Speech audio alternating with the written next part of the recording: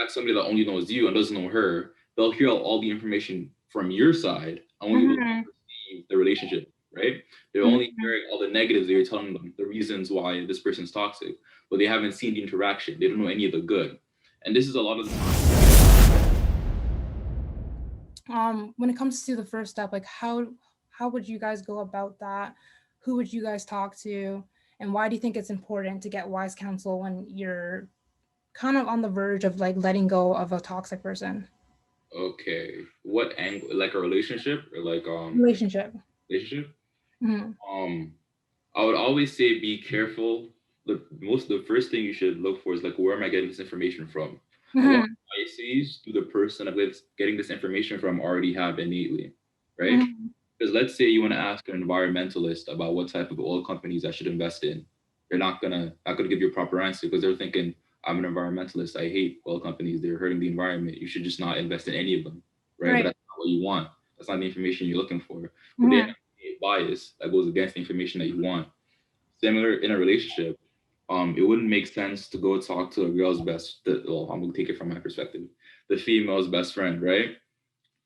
That wouldn't make any sense, right? Because they have innate bias and they're on the female side, so they won't really hear you out. There's gonna be a whole conflict. I'm sure you can imagine why you wouldn't want to do that. It also wouldn't want to make sense to go to her ex or somebody that might be interested in her. That would be the worst thing. I'm just giving obvious. Yeah, you're just making me cry. Very obvious examples that people innately understand that I should not do this because it's not going to end well. Right? But that's a very extreme side of the scale. Maybe a bit less extreme, right? You don't want to ask, let's say, somebody that's not familiar with both of you, like who you interact with. You don't want to ask a total stranger, someone that only knows you and doesn't know her at all, right? Because this is just for me. Because you ask somebody that only knows you and doesn't know her, they'll hear all the information from your side and won't even perceive the relationship, right? They're only hearing all the negatives that you're telling them, the reasons why this person's toxic, but they haven't seen the interaction. They don't know any of the good. And this is a lot of the times, don't get offended, not you, but like people listening, don't get offended. But like generally, females tend to converse with other females about their partners, right? But the other females that they're conversing with don't know how the relationship went. They don't know who the partner is as a person.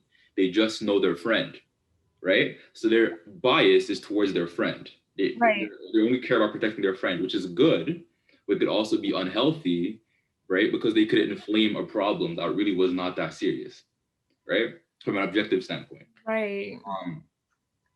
So then I would say take it even further back and talk to somebody that knows both parties, right? Somebody that you can trust, right?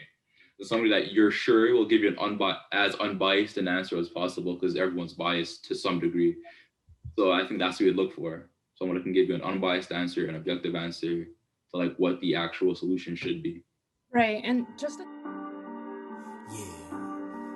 Yeah. See, we building something special straight from scratch. Always bringing awareness to you, cause we always got your back. Self-improvement is the emphasis, patience is an element. Now is the time for you to unlock your potential excellence.